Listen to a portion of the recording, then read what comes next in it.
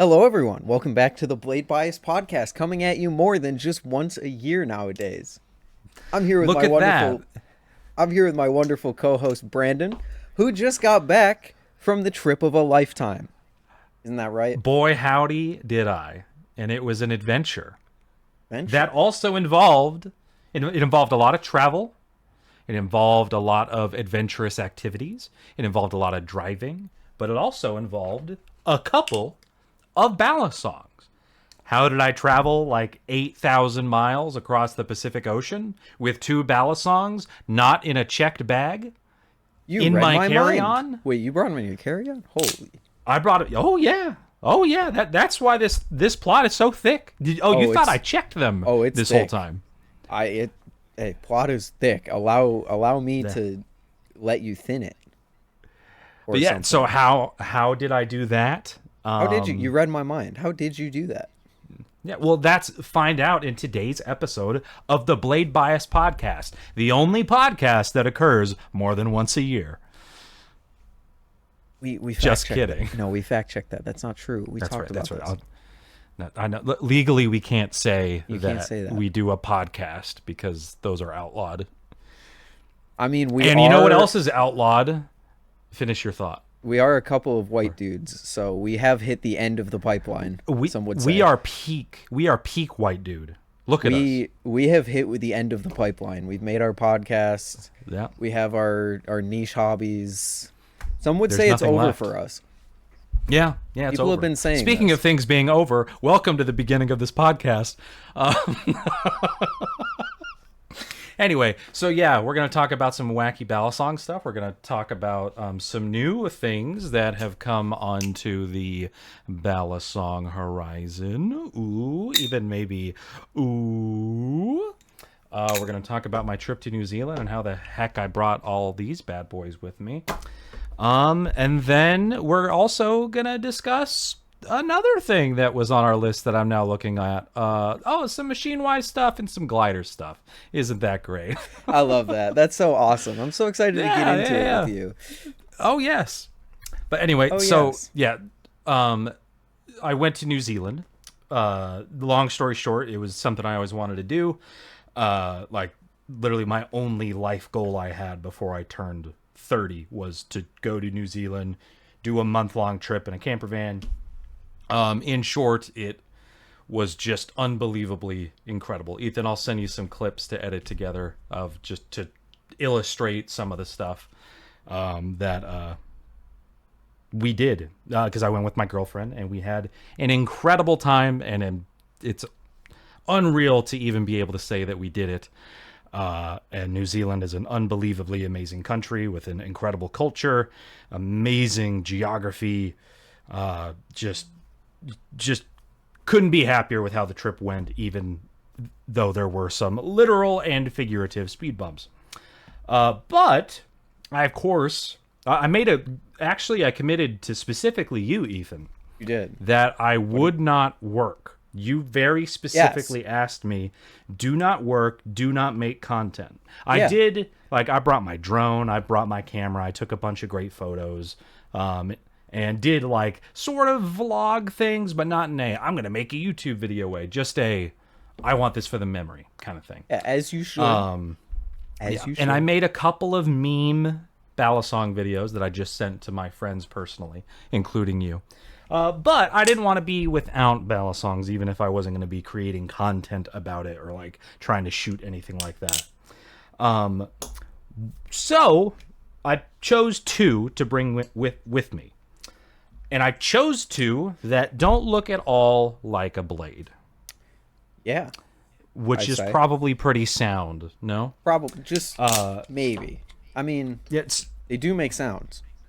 They do make sounds, and sounds are outlawed in the lower 48 states. I don't know. Why are we talking about laws? That's only me. Anyway, in my Nautilus review, there you go.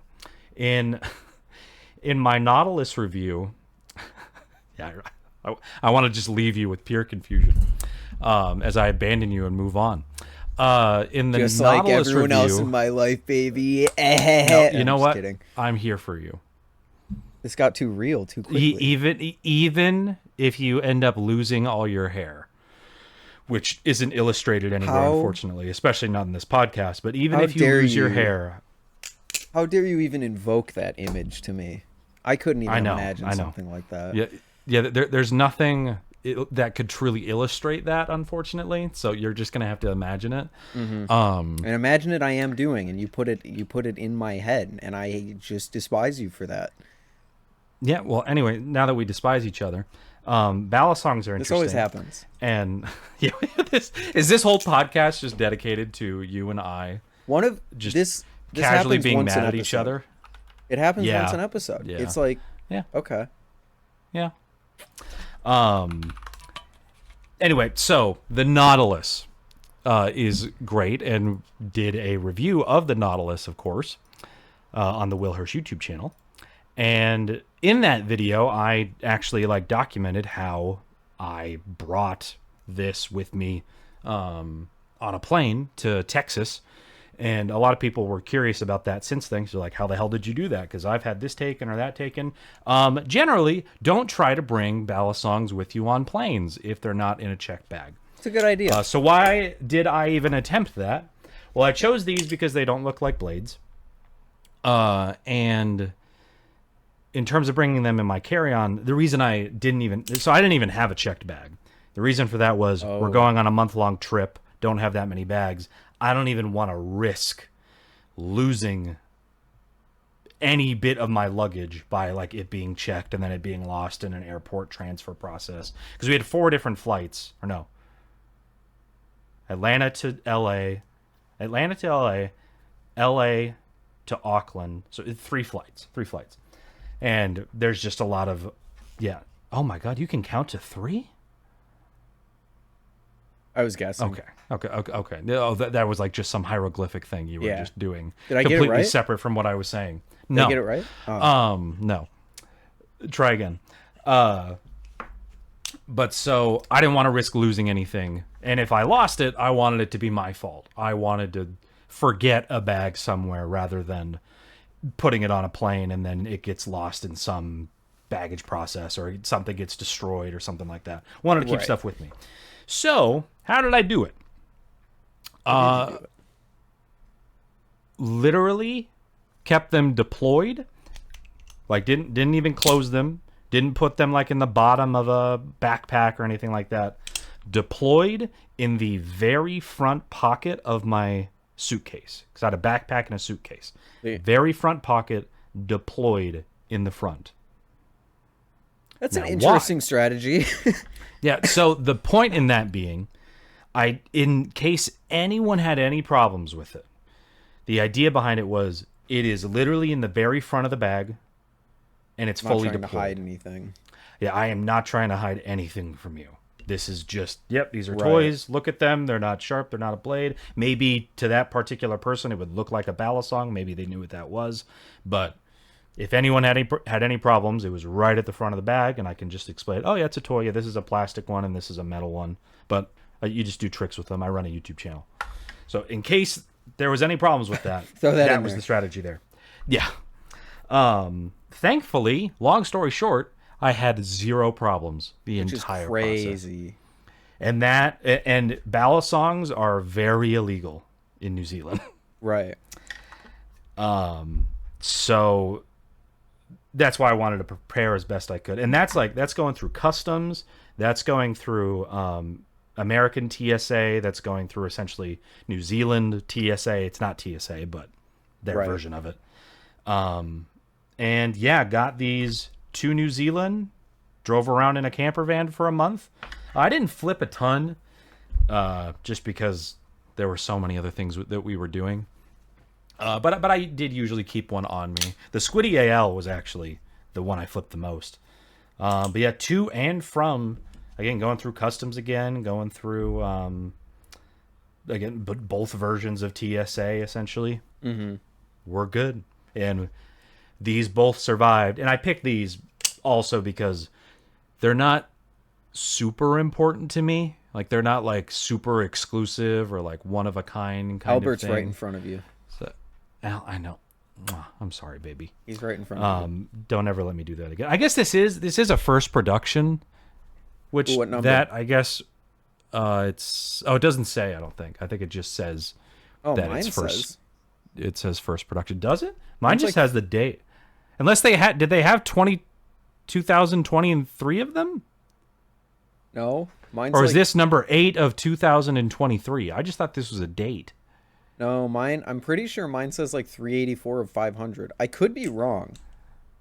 Okay, I don't know. This just says August 2020, like 08 2023, which is what I thought was like the date, or the month that we were sent them. Maybe which I I'm think that's wrong. when they came out. I don't know, but you might have a numbered one. This just may not be a numbered one. Are you an But so, eye like weight that guy? would have been a bummer. Am I a what? No, I'm not. No eye weight guy. not. Kind of base. Kind of No. base.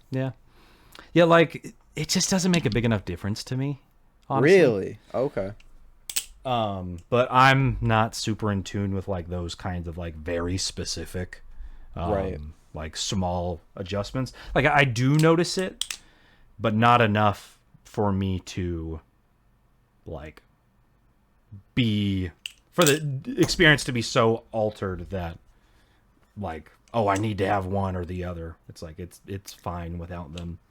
I see. And they're kind of these are the ones that are kind of a bitch to get in and out. And I think I took them out to shoot B-roll with it, and then I just never put it back in. Oh, don't you have a pre-production unit? Didn't they send it to you before it really existed? I think so. Because that's remember in probably your what video this they were is. like, "Yeah, we changed that. It should be better in the Yeah. actual production." Yeah, That must be why it's not numbered. yeah. And I didn't want to bring them with me on the trip either, just because like if I did want to adjust it, I wasn't gonna have the tool to do it with. Right. So I'd just rather not worry about it. No eye weights is unfathomably based. Because I like to be able to That's what I aim to chaplain. be. It is certainly not very chaplain friendly. Oh God, even right there. In certain ways, I feel like this chaplain's worse than the Volp. Yeah, you could Just say that saying, in certain which ways. is saying a lot in certain ways.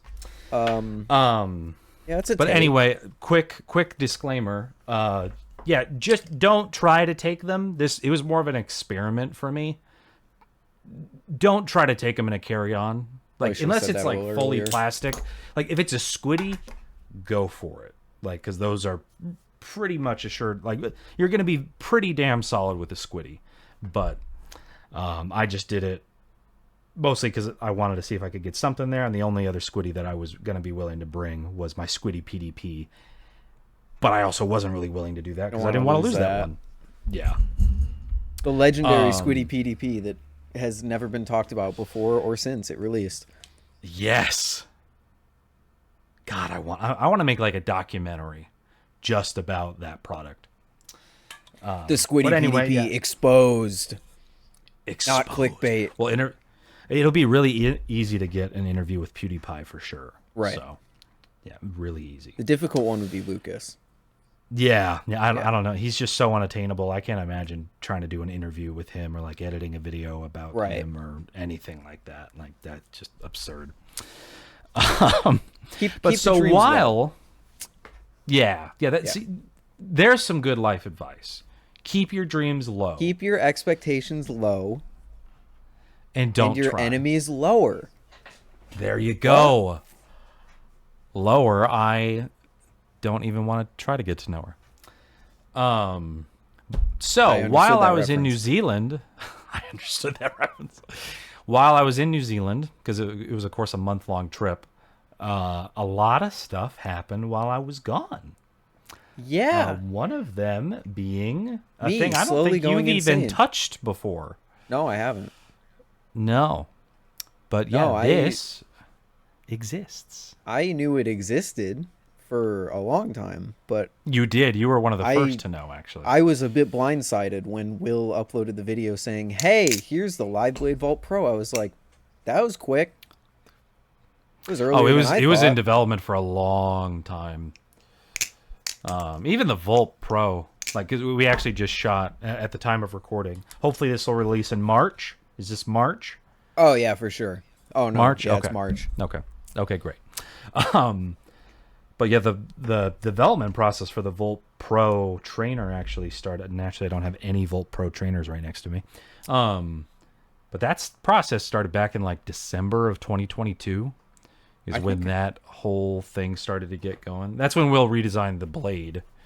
And then the handles right. came a lot later. Because the Vault Pro existed long before the design that we know and love. Yeah, the Vault Plus, as I like to call it. The Volt. Oh, that's a good name. Yeah, the Volt Plus. Yes. But so I actually, the whole process leading up to New Zealand was me. I worked like 20 days in a row or something like that, trying to get everything set up and established for the various releases. Because there was the Volt Pro Live Blade release that was like on the horizon. Right. But then also the Squiddy WH, which had to go through most of its reveal process and actual first release while I was gone, or like really close to the time I was going to leave. So it was very interesting being in a foreign country with an 18-hour time difference, and all these things are happening, including things like this being announced and released. The Canyon. I do want to know your. We'll get into it later, but I need to know. Oh, we'll touch on it. The Canyon. Because that's I think that's going to be an interesting discussion. 'Cause I have both. Oh. Yeah. Oh. I'm borrowing them. They sent both of these to Will, and I'm borrowing both of them. There you go. But yeah, so that was just very, very interesting. Because again, I promised to you, I'm not going to work. If anybody asks me to do work, I'm not going to do it. But of course, I kept an eye on things. And there were a lot of areas where we didn't have service or we didn't have Wi-Fi, so I wasn't able to like fully keep up to date on everything. But there was a lot of stuff going on that I'm like, oh, of course I'm gone for all of this. But it was a great time. And the Volt Pro Live Blade, I really like it. And that's about all you got to say about that. Cool. No, there's been a lot of discussion about it supposedly, or just a lot of discussion about it in terms of like, oh, how is it going to flip? The blade looks similar to a Cygnus blade. We don't need to get into all that, but it is, in my opinion, it is not a Cygnus clone. And LDY themselves are like, hey, we're good. We don't think it's a clone. We think it's a cool design. We're we're honored that you took inspiration for the handles from the Cygnus, and we think the blade is really cool and great. Good for you.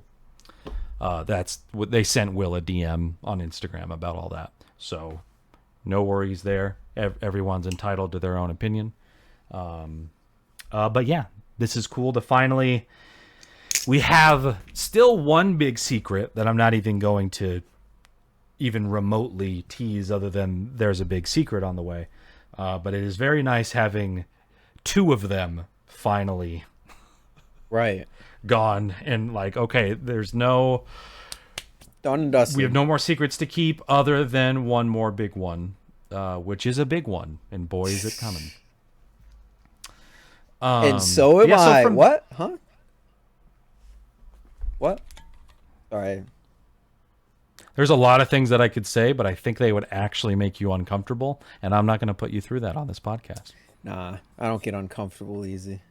Okay, well, save some for everyone. Anyway, I I do have an actual sharpened version of the Volt Pro Live Blade here. This is one that Will sharpened as a test one. You can't really see it. No, here's a question, because everyone keeps saying Volt Pro Live Blade. To be clear, it is just okay.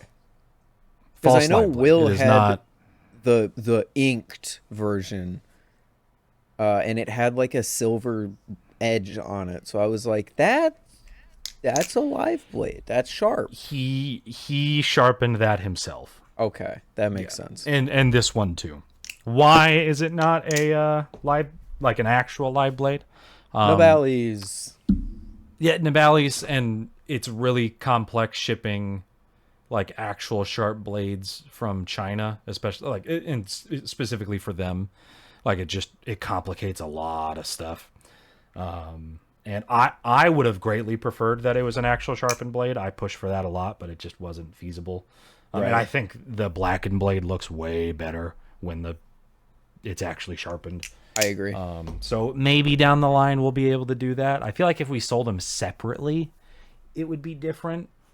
But 80? I don't know. That's still something that we'll just have to see. Nabalis stuff is sharp enough that you can sharpen it yourself relatively easy, I feel like. I mean, just ask my hand. Oh, false live blade. Yeah. Oh, what's yeah. all that then? What was that the wing? The wing. Did that do it to you? Yeah. On the other side of this door behind me is concrete. Once I got this like big gash from the tip, because I went to do a 0G chaplain and the tip just right across my hand. Ooh. I went over there and I just went bam, bam, bam, bam, the fucking concrete. I was like, I'm not dealing with this anymore. And you know what? That sucker is still sharp. I believe it. It's still sharp. Well, especially like something not being sharp doesn't eliminate its ability to stab. Yeah, the point. You know? No, yeah. But and that's Nabalis' tips are as sharp as a live blade. I will die on that hill. Yeah, this is pretty gnarly. The wing and the canyon. Yeah, that's pretty. Touching it right now. If you just touch it, that's a live blade. Yeah. Like I'll take my. I gotta get them. I'll take my Sliff T. And my wing. Yeah. Youch. Wow. The wing is sharper. You know what? Just thinking about the discussion of this is a Cygnus clone. Apparently, those two blades look very similar. No, they don't. Let's see. No, this is. And that's what I was about to say. The silhouette of them is very similar, but whenever you actually look at them, they're very different, and that's the same thing. Like actually. Yeah, no, this could be more different. I'm gonna be real with you. When you hold these up, it's like, okay, do they look vaguely similar? Yes, but they're both buoy, and they both have a fuller that's the same shape. But otherwise, like these are pretty damn different. Especially when you look at like there's just so many little details on it. When you actually look at it in person. And this isn't a great comparison because this is so shiny and this is a beautiful blade. Like that looks so cool. It does. I can see myself from here. Yeah, the wing is sharper than my Sliff T tip. That's cool. Wow. Love that. That's wacky. But and that actually in terms of the sharpness of things, that was part of the reason, another motivator for just bringing a Squiddy AL and a Tay Flipper Calico is like, I don't even want to risk getting stabbed by a balisong because if I'm in like the middle of nowhere with no cell phone service and no Wi-Fi and I stab myself with a live blade, that would suck ass. That would. So thankfully that wasn't even a risk. That is very good. Yeah, so those were a couple of the things. There's also the Wilhurst Squiddy. I don't have one with me right now, unfortunately. I also don't. I left it at Shule. Oh, really? Okay. At Shule, that is the how old that's pronounced. Shule house. Yeah, that's been a fun release. It's now actively available. It's not just that first. Yeah, it just came out like 2 days ago. In terms of your feedback on it, the way that the faces of the handles with the pattern on it are like finished is different now, and it's a tad bit deeper as well. Okay. Like the cutouts themselves are a tad bit deeper, so there is a noticeable increase in grip over the one that you have. I'm down. Like not like it's not like 2 or 3 times more, but it's like it's a Squiddy. It's 20, not gonna get 2 or 3 times. Yeah, it's like maybe like 20% more. Just that tad bit more. The Squiddy WH, while not the most exciting product to me, I think succeeded as a way to innovate the Squiddy performance a little bit at least, and it's not horrendously expensive like the PDP was. So, yeah, yay. It's still definitely not the cheapest thing in the world. That was an adventure figuring out a price that worked for them. It was always going to be close to what it ended up being at.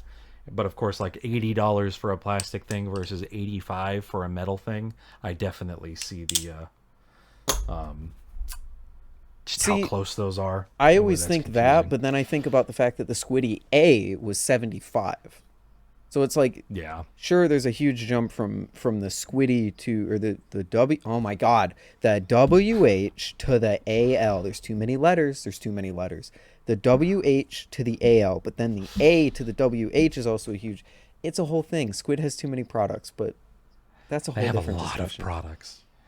But yeah, so far the reception to it has been cool to see. It'll be very interesting to see how popular it is in terms of, because to me it is probably overall, in terms of just the feature set, not even like my personal opinion, but the feature set does make it the best squiddy in terms of like it has a bite handle minus the AL blade now. Or I'm talking best plastic squiddy. Best plastic squiddy. Yes. Yeah, I would. Yeah, this is better than the Wilhurst squiddy. I would say. As it should be, because it's metal and actually pretty damn good. This was something you asked me about or you mentioned something in our private chat about how the Squiddy AL gives you like Squiddy AL syndrome and how it affects your flipping after you flipped it for a bit. I don't know if that was in a private chat. I just said that in a video. Or we discussed that. Oh, I see. On Telegram, and I was like, I actually disagree. And that is based off of me having pretty much probably 70 to 80% of the time I was flipping in New Zealand. I was flipping this and coming back to my live blades back at home. Or not my live blades, but any of my metal balisongs.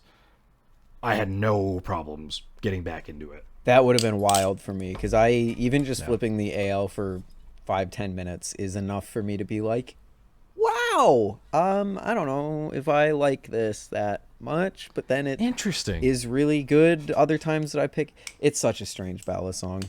Okay, interesting. It's just, the distribution is so wonky. Just because you are a much better flipper than I am. Oh, I'm not.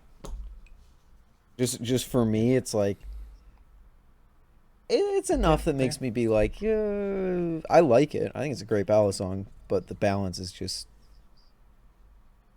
Oh, sorry. Actually, it's a 9 according to Squid, so I can't say anything.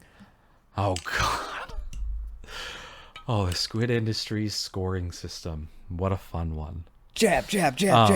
This has held up great though. Like the it holds up amazing. Are like, of course they Loctite the ever living shit out of these, but I'm impressed with it. But I do not have mine, but with the Squiddy WH, the goal was to make it like the Squiddy with the most features. It was definitely never going to be the cheapest thing, because they had to go through a lot to get that thing made. Oh, they had to, like, because they do so much of the process in house. They had to develop their own specific process just for the Squiddy WH. They had to source the specific color of Delrin that's actually orange. I think the place that they're getting it from had never actually done orange Delrin before. Oh. So like, yeah, they had to like rebuild how they do squiddies from the ground up, like just for the Squiddy WH. I think they had to use a specific tool that they normally don't use for the squiddies to make the actual paw print blade.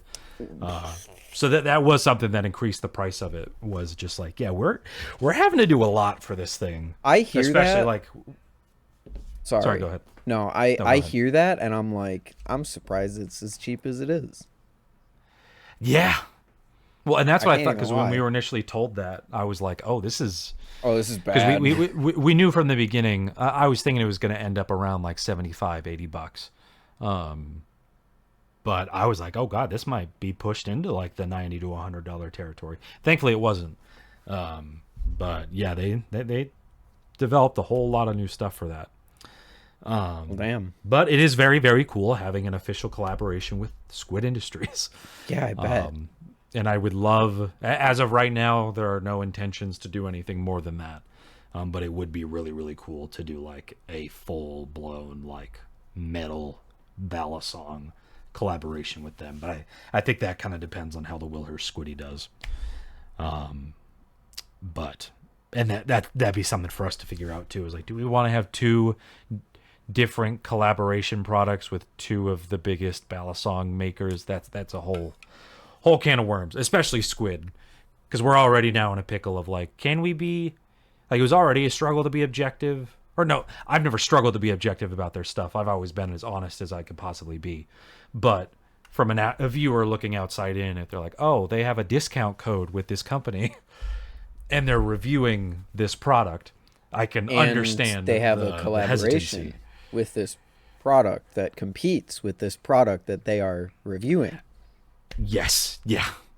And now having that collaboration with them that now kind of reverse competes with other things, it'll be very interesting reviewing one of their products again. And we still have to make a whole video about the Wilhurst Squiddy, which will come. And then hopefully after that, because we've been making a lot of videos that are like, hey, look at this new product we made. And I'm itching to get back to, let's just talk about stuff and not try to push a product. But it's really, really cool to have that out. And overall, the reception to it seemed to be pretty solid. I know you said it was pretty much just a Squiddy B with a little bit better grip, and I think that's fair. I agree. The Squiddy lineup, you're not going to get much more out of me, so I think that's the highest praise that I can give it. Yeah. It was funny whenever it was unveiled, seeing all the comments from people, which are completely valid, of like, you have so many unreleased products and you're doing another fucking Squiddy, which I totally got. The process for the Wilhurst Squiddy was over a year. Right. We got the email from Lucas in like January of 2023. That's when that process started. So it took over a year essentially for that to come out. So it was not we decided at the end of 2023 to do a collaboration and then pooped it out as quick as we could. Like, no, that's not right. That's not how that went. So from there, in terms of other things that happened whenever I was in New Zealand, let's hop into wherever the fuck I put it. There it is. This bad boy. The canyon. I'll let you take over. You've made a lot of videos about the canyon, but what are your overall thoughts on the canyon? The canyon is... See, I my immediate knee-jerk reaction about the canyon is to say it's weird, when I don't really think that it is. I went back and I watched my Week with the Canyon video, and one big thing that I was struggling on in that video was, is this going to be my new default recommendation to anyone who doesn't have a Balisong yet, which currently, or at least previously, was the Vulp. Yep.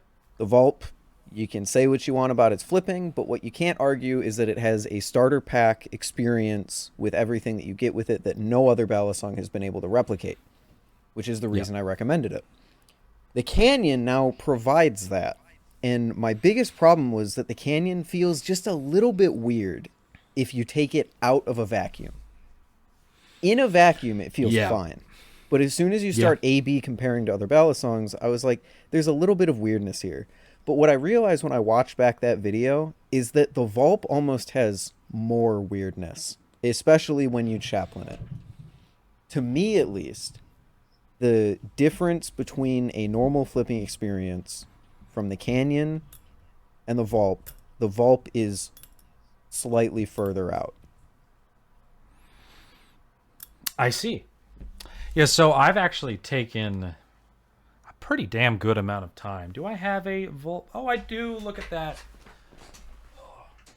I've been on a whole journey with it so whenever I first saw it, again, I was in New Zealand and I was like, holy crap, that looks awesome. Looks really cool.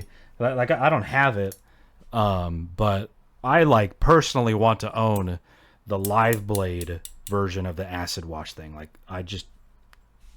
it looks really cool. Right. So I was like, holy crap. And then I saw the price and then I saw how excited people were about it. And I was excited for it too. But then of course, naturally, given my position, I'm sweating a little bit because this is currently the default recommendation for people. So I'm like, I would love for an even more affordable thing to be, to become the new like standard for that. But, right, man's got to eat. Man's got to eat. And pay bills and all that. So part of me was concerned for sure. And I think kind of the basis for me, and I guess for people that don't know, like what the Canyon is, if you're watching this podcast and haven't seen the other episodes, made entirely of stainless steel, like pretty much like the whole thing is stainless steel, no? Yeah. Other than the washers, but like pretty much everything else I think is steel. All stainless steel. $50 for the false live blade, 40 for the trainer, 40 for the trainer. So undercutting the vault quite a bit. Quite a bit, yeah. And so this is an interesting thing where it's been interesting comparing them, because truthfully where I'm at with it, trying to compare the Volp to the Canyon, it's not as severe, but it's kind of like trying to compare a plastic balisong to a metal balisong. Again, not as severe, but this being stainless steel just gives it so many different properties because it's so much heavier of a material. Right. And yes, like ultimately steel blade, bushings.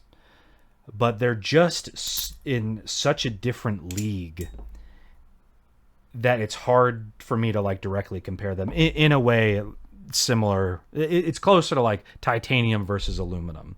It's like you could try to compare a Maxay Serpent Striker to a Nautilus, but at the end of the day, they're very like the inherent properties of the materials they're made of are just very different at the end of the day.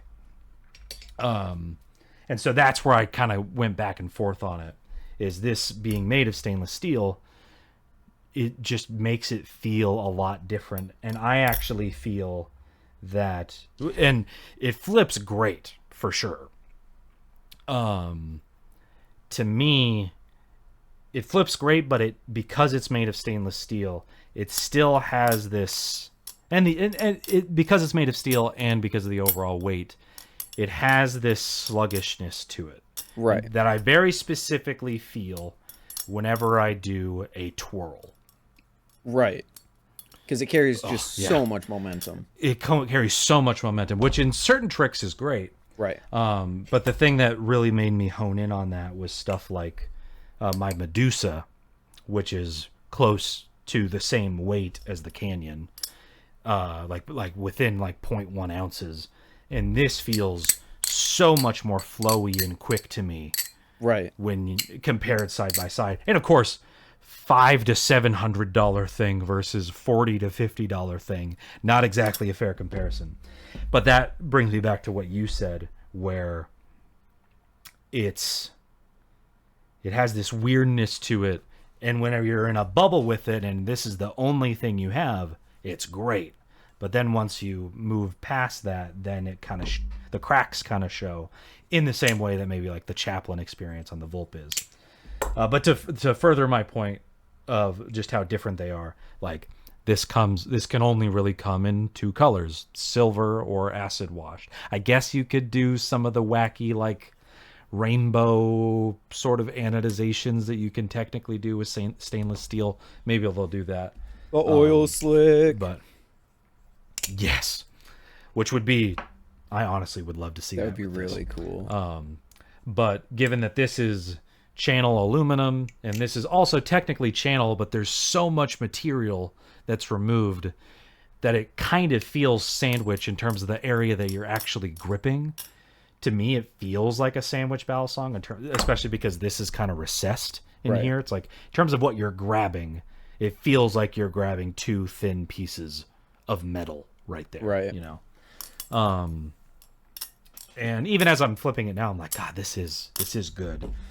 But whenever I go back to the Volp, I'm not like, oh, this is bad, or oh, this is so terrible, or anything close to that. And that's where I think, in terms of, oh, there goes the Chaplin. In terms of people comparing them, it kind of comes down to the thing you and I always deal with too, is, oh, should I get blank or blank? It's like, which do you like the look of more? Right. These look so different. They're so different. and they're going to appeal to different people for sure. Right. But so I'm still kind of finalizing my thoughts on it. Overall, I would give it like a solid, I don't know, like 8 out of 10. Oh, wow. I did notice that lower than you thought. No, higher than I thought. Oh, 7 or 8, probably maybe like 7.5 out of 10, I would say. I am noticing a concerning amount. Maybe this is just how this specific one is made. I don't think you're going to really be able to see this, but the handles they're not completely lined up. One of them, this handle sticks more this way than this one does, and I'm not sure if that's a sign of the pinsless design starting to set in and be a factor. It's really like you can barely even tell here. So it's not even like the handle gap isn't bad or anything like that, but I don't see it on the trainer version. Your handle gap looks far bigger than mine. I will say that. Okay, that's interesting. So that is a concern, because I have seen people with very small handle gap. So that would be something. And at least with like, can the Zen pins on the Vulp fall out? Yes, but you can replace them. Often. You can't replace. Right. So that's really frustrating for me. To this day, I've not had a single Vulp Zen pin fall out on any of our Vulp models at all, and we've had like 50 or 60 now. Most of which weren't so many people talking about it. Nabalis. But the thing is, but it's frustrating for me because every time I want to try to figure it out, I literally have to hammer it out, right, to get it out, and then other people deal with it. But I'm sure it's just it's a quality control thing. Yeah. They're held in with Loctite. I wish they were press fit, personally. See, that's tough because if they were falling out that much, then making them be press fit. Because I always say, like, people are always like, yeah, the Vulp pins suck. They're the worst press fit pins I've ever seen. I'm like, they're not press fit. They're not glued in. Specifically because which is so you can replace them. If they were press fit, though, it'd be much more difficult to replace a pin that falls out because press fit is putting a pin into a hole that is smaller than the pin. Yeah. You can't really do that without a machine. Yeah. In most cases. And given, like, when you're at this price point, like, these things aren't magically this cheap. There's a reason they're cheap. The corners have to be cut. And sacrifices have to be made. So you're like, is there a risk of maybe the handle gap getting smaller and smaller? Possibly, but it's also such a cheap thing.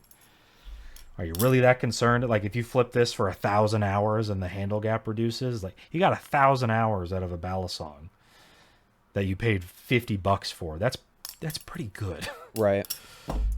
But no, I think the Canyon, what comes down to me, I know you said the twirls are a little bit weird, which because of its momentum and all of that, but the performance on pretty much all tricks, I haven't really been able to find too much flaw with. So I think it might be my new budget king. We'll have to see how the handle gap ends up going. Yeah. Yeah, for me, it would still be the Vulp, purely from I don't, like, this is cool to me, but I really like customization in different colors and stuff like that, and, like, having a blackened blade versus not, and, like, you know, black and red color scheme. So that's where this will still win over. Like if I was getting into the hobby for the first time, I would want something that's black and red.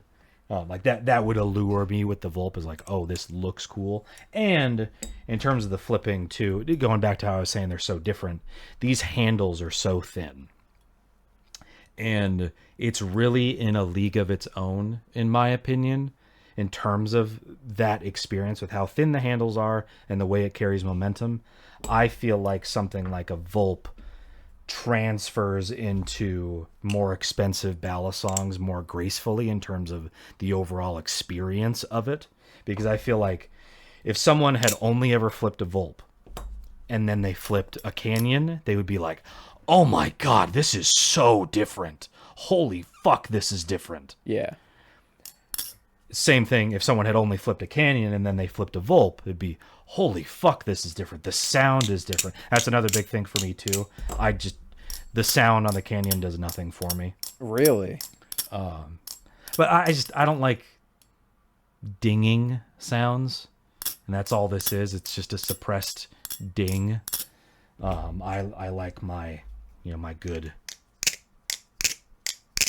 clack sounds. And pick up a Volt Pro for that? Yeah, just this has a really good clack. Yeah. This isn't the best example because this Volp hasn't been tuned in probably a year and a half. It hasn't been lubed. And it has this amount of tap. So this current Volp here. Wait, let me see if I could just give this a live tune. I think actually, yeah, one of the screws is kind of coming out because this is one I disassembled for. This is one of the early ones. This still has the T8 hardware. We got a V1 in the house, boys. Here we go. But no, so that's another. Oh, that didn't get better. This needs to be lubed. Please, people, lube your balisongs. Like, oh, it sounds weird and it has tap. Have you lubed it in the last year and a half? This hasn't been lubed in a long time. I don't even know. Again, this has the T8 hardware, so this is an old soul. There we go. Now we're back. And let the record show I fully cranked this just now, and it's got great swing to it. But no, so hear it, my point. I'll take your word for it. Yeah, I know my microphone can hear it. Discord noise suppression is doing its job. There you go. But no, so overall, my point being, I feel like transferring from this into even here, I have a live blade Prisma, but Prisma V1 handles. This feels like a more direct thing, like in terms of like the overall like geometry of the handles feels more direct. And I feel like if someone were to go from like a Volp to something like a Prisma, they'd be like, oh, this is like a Volp, but it's better. It wouldn't be, if they went from a Canyon to a Prisma, they wouldn't be like, oh my gosh, this is so, or they would be like, this is so different. This is such a different experience than the Canyon. So that's where I feel like the Volp could, to certain people, still be a better option, just because I feel like it would take you into other stuff a little bit more gracefully. But that doesn't mean that this is bad by any stretch of the imagination. Right. And it'll be very it'll be very interesting to see where Nabalis goes with how they've been releasing a new product like every 3 weeks. Yeah. Which has been very interesting to watch as a collaborator with them. 2 more in the pipeline. Yes. And so and that's where I'm like, God, is the Canyon going to be replaced in like 2 months with another cheaper thing? Are they going to release, like, oh, people are really liking the Wing. Are they going to release another one for another Balisong for $120? Yeah, or the Volt Pro just released for $140. Are they going to release another one for $140 on top of they already did the Wing 2 other ones? Yeah. Their product stack is getting a little squidified, if you will. Yes. Picking up what I'm putting down. Yeah. And I guess it's different for them because they make products in big batches. Right. They're not like actively like, oh, we're making 50 this week and then 50 next week and then 50 next week like Squid Industries would. But I'm all for more options being available for people at different price points. They all being from the same company, though. I think people are going to get more and more confused because, like, okay, we have the Canyon for $40, and then the false live blade for $50, and then the Lightning for like $45, and then the Morse for $50 to $60. Even the Volp can be had for where did I just? There it is. Even the Volp on their website, you can get a blemished unit for like $52, which to me is like a really good deal on a Volp. You have that at that price point. Then you have multiple Balisongs at like the $60 price point, and then you have the marbles for like $75, and then the don't they have a $90 one? The Hydra? Yeah, the Hydra for like $90, and then so like they have their step up stuff, but for a new person looking at their lineup, I can definitely see people being confused about, wow, that is a lot to choose from. My God. But as a whole, I think the Wing is a huge win. Canyon. And the Wing, yeah. Yes, the Canyon. The trainer, have you flipped the trainer? No, I have not. No. I'm not big enough of a dog for them to send me 2 of the same thing. A big enough of a dog. Not or more big of a enough cat. Dog. Or just a little bit. What dog would you be? A seeing eye dog, or an anxiety dog. I mean, what breed of dog? Yeah, an anxiety dog. Wait. What do you imagine as an anxiety dog? An emotional support dog. I just couldn't think of the word. Okay. I'm like, is this a dog that cures you anxiety, or is it a dog that brings you anxiety? Because there's two different. Or ends a dog of the that has anxiety. Oh, there you go. There you go. I'll let you decide. You decide. But no, I think overall it's a huge win, and the trainer, like, they do flip differently. I think I like how the false blade flips more. Nabalis does have an issue because people always talked about the Kraken trainer flipping too differently from the live blade. Yeah, Nabalis definitely has that going on because none of their products between the false live blade and the trainer blade are even close to the same weight, as far as I know. Like, you get like a 0.1 ounce difference on the Canyon. I think the wing is also similarly like a 0.1 ounce difference, which is, it's a lot. It does a lot. Yeah. That is something, thankfully.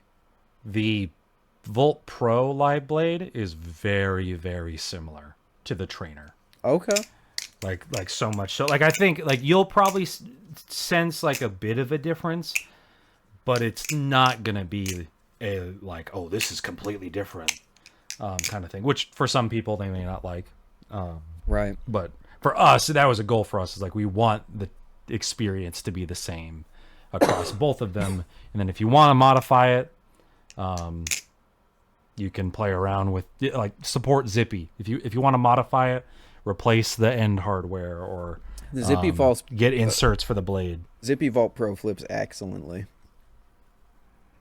Yeah, I love mine. Mine's in a thing still. Very good. I missed that thing. I loved coming back to that after my trip. So from there, would you like to discuss any aspect of your separate month-long journey that you went on? Yeah, so for the month of February, and, you know, I looked at the calendar, and this is totally the reason. It's just not a complete accident and a complete fluke that it was this way. But I looked at the calendar, and I noticed, hey, February is a short month, and it can evenly be broken up into 4 weeks. Perfectly. So why don't I flip for every day of the month of February, stay on a schedule, which I've never done before, and see how good I can get. That is not the reason. The reason was actually that I swapped my Prisma Pro and my Slift T blades. And I loved the Slift T trainer so much that I was like, I want to flip this more often. And then I looked at the calendar and I was like, it's January 31st. There is no better time to set a new month resolution than right before a new month. And then, as I was doing the first session of that, I decided, why not set up a camera so I can, like, A/B compare how good I actually ended up, like, how much progress I actually ended up making. And then, even later than that, I had the idea of, this could be a great video. People probably possibly be interested in this. Yeah. No, I think that's an awesome idea. And that was an idea that I toyed around with for a video that ended up not coming to fruition. But no, I'm really excited to see what that ends up becoming. So what was your general result of that? Like, do you feel like if you were to put yourself on a scale of, like, out of 10 as a flipper, do you feel like you went up in score or down in score or nothing at all? That's a tough one because over the course, so it was separated into 4 weeks. I guess I'll leak kind of the standard way that the video is going to go. So each week, I believe the days ended up being Wednesday. So every 7 days, I would do like an assessment. And an assessment is basically just set up the camera, do a tiny bit of warm up, flip for 10 minutes. No more, no less. The last day ended up being a little bit more than that, but I think you'll understand why when the actual video comes out. But 10 minutes, show what I learned this week, because I usually had like a goal for each week. And I found that I generally went through the 7 stages of grief throughout the process, because by the time week 3 was was coming around, man, was I knocked down. I had one particular week that was just really bad. I spent all of my energy learning a trick that I just couldn't get. Yeah. And it was so defeating. It knocked me down a good peg. That makes sense though, because that's what's so hard with people in this hobby is those plateaus. But it's worse when you definitely feel like you're climbing a mountain. Yeah. But you're not moving anywhere. And it's even worse when you did the trick during an assessment day perfectly. Yeah. Like you've done it your whole life. And then you weren't able to replicate it the rest of the fucking week. It was ridiculous. I was so pissed. And there were a few. I'm interested to see if you're watching this and you see the final video. I have a challenge for you. I want you to guess one of the days that I recorded at like 5 a.m. because there were multiple days, except I think there's one where I explicitly say that, but there were multiple days when I was like really tired or something and I would fall asleep and then like wake up and be like, I never flipped today. So I would get up, groggy on over. So it was an experience, but I'm happy I did it. I think to answer your initial question, I did go up. I think my clip that I posted on Instagram kind of proves that, because I did a lot of the tricks that I grinded over the course of this month were used in that clip. Okay. But I don't think people will ever really like see that. Maybe because the problem is it's been talked about a ton. You can't like recording while flipping is so difficult because you have to be consistent. And most of the tricks aren't consistent enough that I can just throw them like whenever I'm talking and trying to think about something else. Oh, it's an art form. People underestimate, like especially like you doing blade bias and like Will doing the Will Hirsch flip stuff. It is hard to like keep a train of thought and get consistently good tricks for sometimes 20 minutes straight. Right. You have to put that so deep into your mind of just, this is muscle memory. I could do it with my eyes closed. That's why most of my combos are like mostly the same, because everything that I'm doing in a blade bias, I've gotten to the point where I'm not even thinking about flipping whatsoever. My entire focus is just on what am I going to say next? What are my thoughts about this product? Can I insert a joke here? Can I be a little goofy, funny guy? Something like that. Yeah. You? No. No, never. But I don't think that the general, like, you guys will see it, but personally, when I flip in my free time, I feel, I'd say half a point more confident in the tricks that I do. They're smoother. There's a little more, what's the word I'm looking for? There's a little more intent behind it rather than me just flinging my arms around. Okay. So. What would you say you're a 0.5 higher? What would you say your out of 10 score? What would you give for yourself as a flipper? 5, average. So you were a 4.5 and now you're a 5? I'd say I was a 5. Now I'm a 5.5. Okay. I feel like you're way better than that. Especially when you factor in if you were to actually average out how most flippers are, maybe amidst like the people that go crazy on Instagram, you're a 5 and I to think 5.5. But the general flipping populace, you're pretty damn good. Well, I appreciate that. It's just, it is pretty like, the reality of it is that everyone has opinions on what you do. And while I've been very open about not giving a flying shit about what people like say about me, you still see them and they still kind of subconsciously are there. So I think I've just gotten to the point where I'm like, I accept I'm not the greatest flipper in the world, but I can flip well enough to form the opinions that I do. And that's all that really matters. Yeah. That's all I'm not Banks of Rome trying to improve like 16 points in a single afternoon. Yeah. What would you rank Banks as? Oh gosh, Banks is like a 9 or a 10. Okay. Simply, if you're a 5 to 5.5, I'm like a 2. No, you're like a 3 or 4. I don't know about that. But no, I've been thinking about that challenge you've done, and I'm actually in a weird place in terms of improving my flipping, because I like everything in the balisong hobby for me has now been turned into a job. Right. Kind of except the flipping. Oh. And that's where I like, could I get better at flipping? Yes. Should I? That's kind of what I'm grappling with, because I kind of like maintaining the, like, Will is a good flipper. Mm-hmm. Will is probably, I don't know, what would you say? If you're a 5.5, I feel like you and Will are pretty close.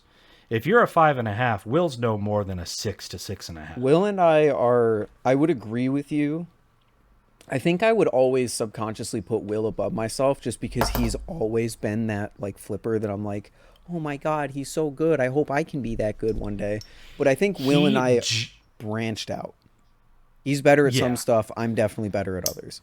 Like, he just learned how to do a scissor and a giraffe. Right, and that's what I mean. Prior to a month ago, he did not how to do those tricks. He did not know how to do those tricks. But if you look at some of his clips that he posted like a year ago, I think he was in like a flipping comp at some point of some sort. Yeah. I couldn't do that even today. So like in some aspects, yes, I think I'm better than Will. Like you said, he just learned the scissor. I've got the double scissor down, the giraffe down. But he is much better in other situations. So I think we have like branched off into, in the same way that like the best tech flipper is very different from the best like conventional flipper. Yeah. Will actually finally explained to me what the hell tech even is.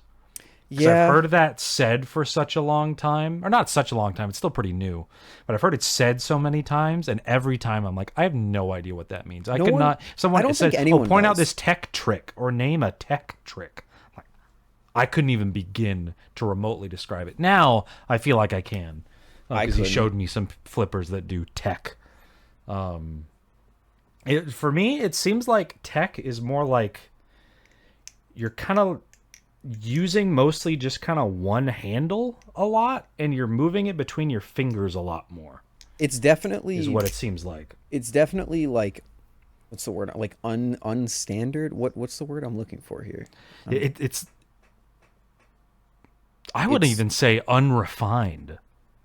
I think it's definitely unrefined, because you say like, oh, I didn't know what tech was.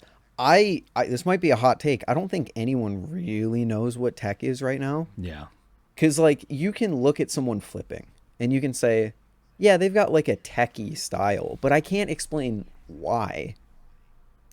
Who even came up with the name tech? I have no idea. Why is it called tech? Yeah, so I think it's because this is it's probably like a thing that maybe like flipping. I think that might be the idea, but again, I only just saw today that someone made like a Balisong tech tip account, which is dedicated to tech tutorials, which is so funny. I love the tech tip. Hopefully Linus doesn't find out about you. No, the name's Binus, because Balisongs. Binus tech tip. The person's name is Binus, yeah. There you Binus go. tech tips, yeah. Yeah, in terms of learning all that new stuff, though, like they're like, could I? Well, and even so, let me backtrack to the tech thing. That's something that's like, oh, maybe do I learn how to do that? I feel like tech is almost exclusively for very, very high end flippers.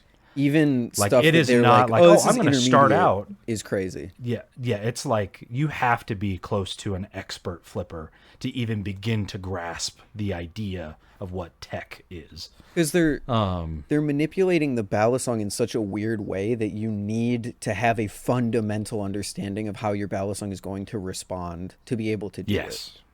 Yeah.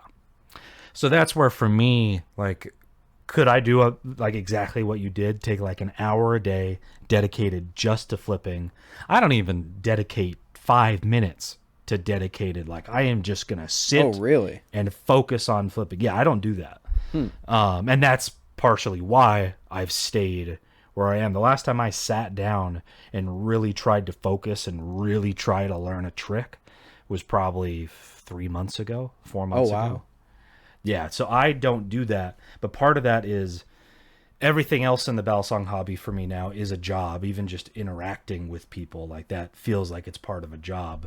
The flipping, though, I just kind of take it at my own pace, and I feel like I know enough stuff for me to enjoy doing it.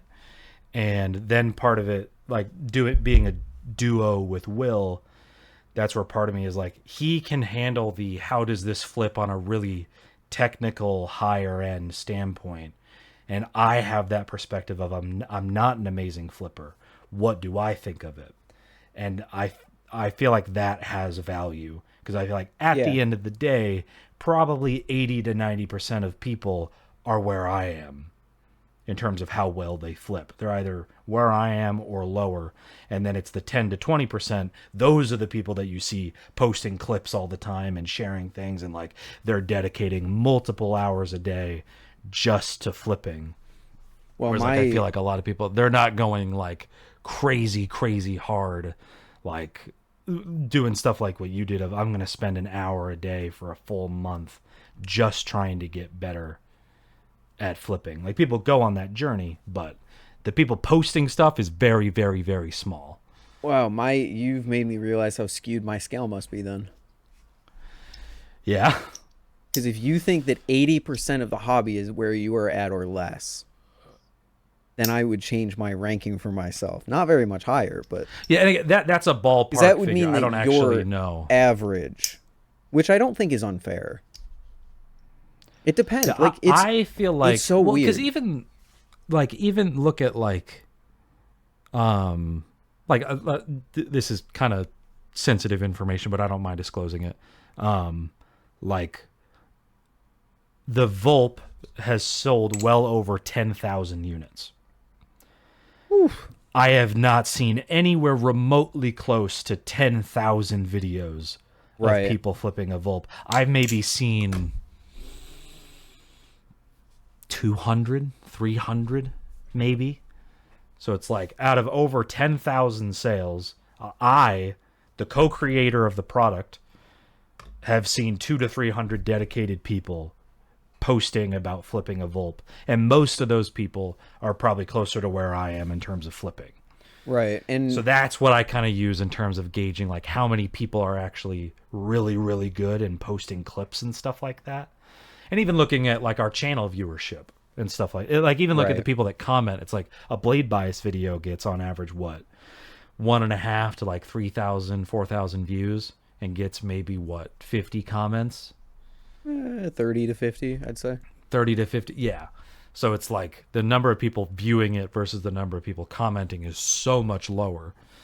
And so that's where I feel like most people, even like, and that's even looking at things like Blade Show. It's like a lot of the people at Blade Show, they're good flippers, but it's not like every person you see is this unbelievably amazing god. And that's the nichest part of the hobby, are the people that are going to Blade Show specifically for balisongs. Right. That is like the highest end niche, and those people aren't all 9 out of 10, 10 out of 10 flippers, you know? So. Right. I feel like in terms of the people we're exposed to, you're probably a 5.5. In terms of the overall people involved in this hobby, you're probably more like a 7 or an 8. That's probably fair. But it also begs the question, how many of that silent majority are maybe really good, and they just don't post about it? Because I've seen quite a few, like now I'm realizing I've seen quite a few people who are like, oh yeah, I've had a balisong for like a year or so, but I didn't know there was like a whole hobby to this. Yeah.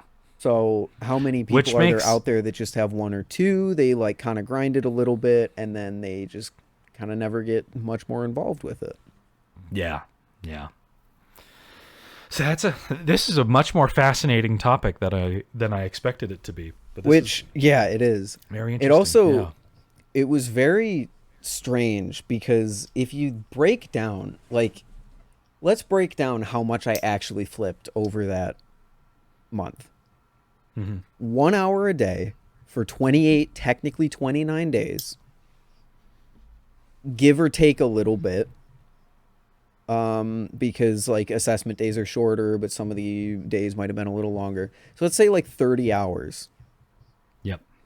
think about like that just doesn't sound like a lot to me in the grand scheme of things. Maybe it's because I'm so skewed by like all the games in my Steam library that I have like hundreds of hours on. Yeah. But like when I have 30 hours in a game, like I have that in like Lethal Company or something like that. And it just doesn't sound like a lot. It's such a strange thing. What I would give for like any way, this is literally impossible, but any way to actually be able to tally like how many hours have you spent flipping a balisong? Oh, I mean, how many hours have I spent? No, but like total, like up to this point. Right, you can't do it retroactively. Like I said, you can do it going forward. Yeah. And like I said, I don't spend 5 minutes of dedicated flipping. What I mean by that is I'm not sitting down and like I'm gonna focus on learning a trick. I don't see that's surprising. But the amount of time I actually spend with a balisong, like even whenever I'm just sitting here editing, it's like especially when I'm reviewing footage, this is what I do. This exact thing is what I do over and over. Fan, standard open. Fan, standard open. And I will just sit here and review a video and do this for a long time. I just do this. You just over and over. You just reminded me. Someone made a great video about that. I think it was called like the difference between active and passive flipping. Yeah, I feel like this is passive flipping. Yes, that's absolutely passive flipping. You're not learning anything. You're not focusing on it. So you're actually reminding me. I wanted to make my own take on that video because it's super important. That would be a very good video. That people actively flip. It helps that I'm super into listening to music, and for some reason, I cannot for the life of me just sit down, stare at a wall, and listen to a whole album. It's probably the most, like, the closest I've ever come to thinking, maybe I have, like, ADHD or something like that. Because as soon as I sit down to listen to an album, 2 songs in, if even that, I'm doing something else or I'm asleep. So it helps a lot to be able to flip, and then you can actively flip. So those 30 hours of active flipping might be worth, gosh, maybe 50 hours of passive flipping, 60 hours of passive flipping. Yeah, that's fair. Because passive flipping really allows you to get consistent.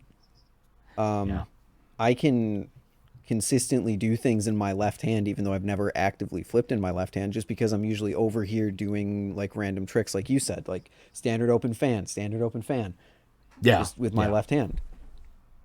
But if I actually actively worked on that, it would go a lot faster. Yeah. I forgot that I need to write down video ideas. I don't do that. I would love to see that video from you. I think that would be really, really interesting. Yeah, I think it would be too. Because I did like the video on the plateau, and that was a really fun video I love that video.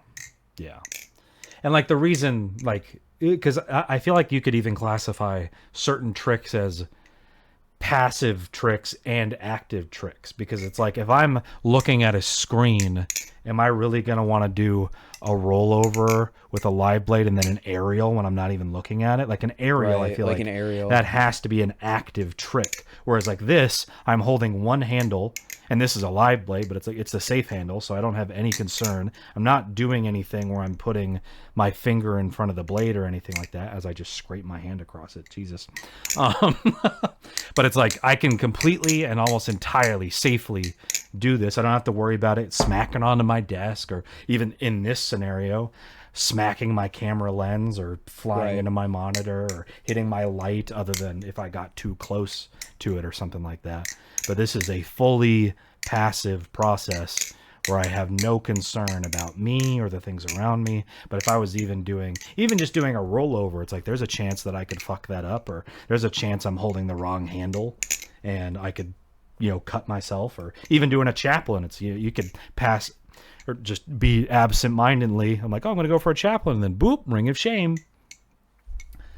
But that also brings up another interesting point. The better you get at certain tricks, the more passive they become, because they get into your working muscle memory.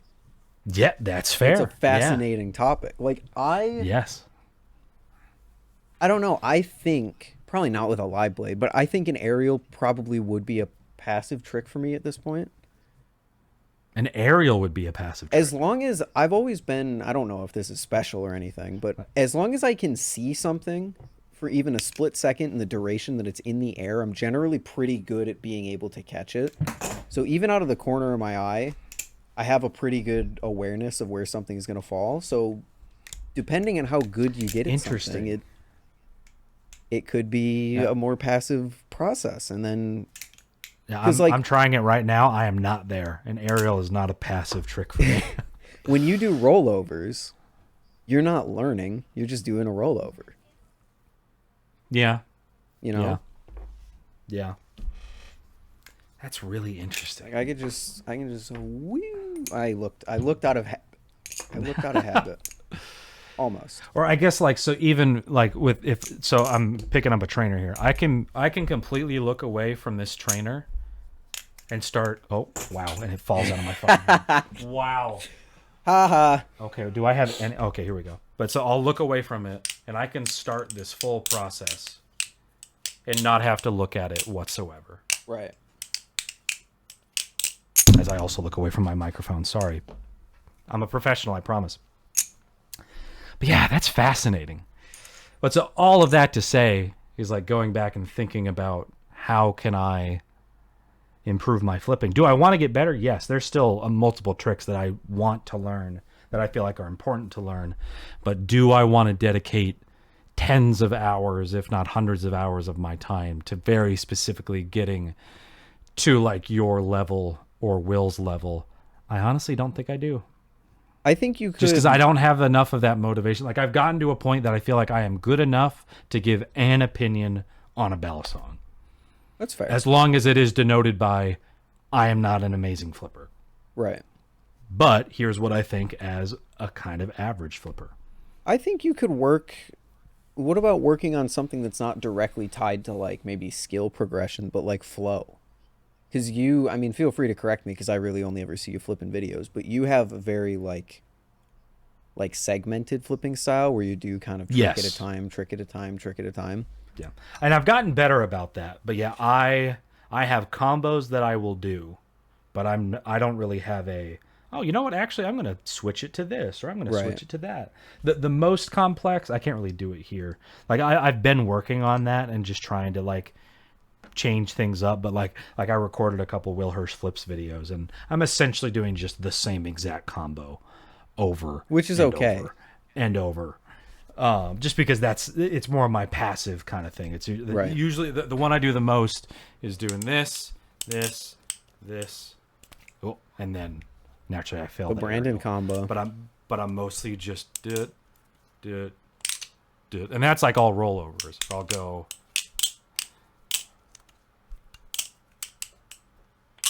and I'll do that over and over and over.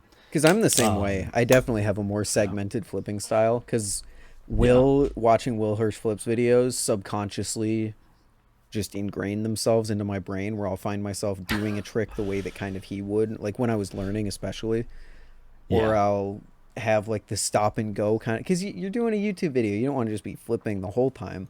But I've been watching James Hill makes head mounted videos. I don't know if you knew that. I did not know that.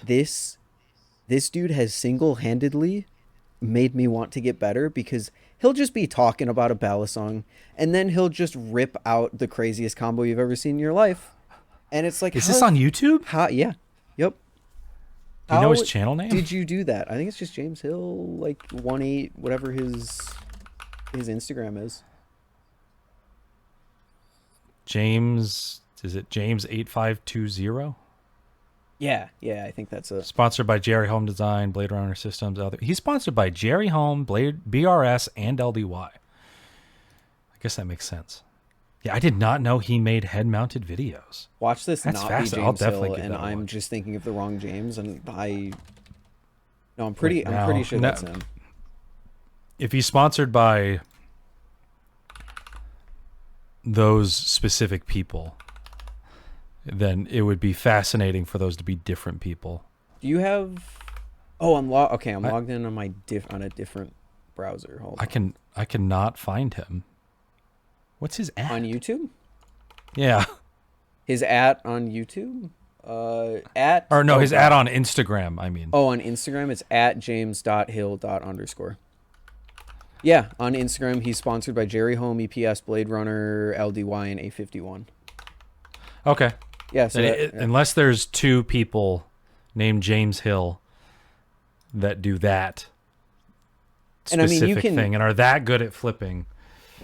Yeah, you can kind of tell it's him, which is why I'd be so embarrassed if this actually wasn't him. But you can kind of tell it's him based on how he flips.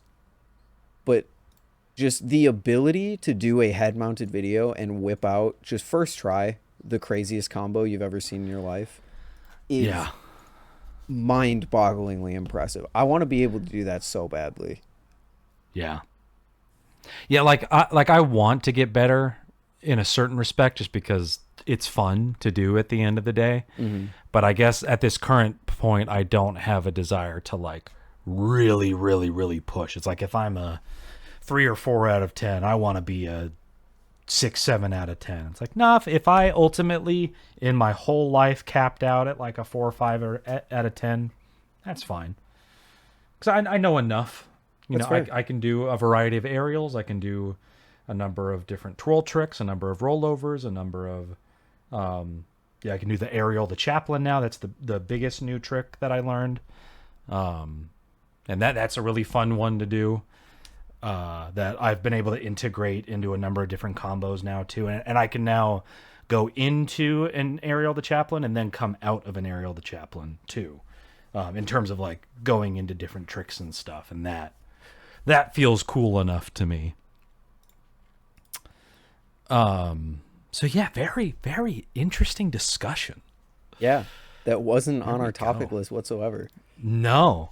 Yeah, so I guess looking at that topic list, I know we're approaching our normal deadline here, but is there anything there that you still want to touch on? Yeah, I want to touch on, let me just again look at it really quick. Let's touch really quickly on the glider thing, and then I want to do the machine-wise topic. I want to talk about that. Yeah. What machine-wise topic? What machine-wise topic? What machine-wise topic? I guarantee you that's out of frame. You're right. Hold it in the middle, Brandon. You're a professional. There we go.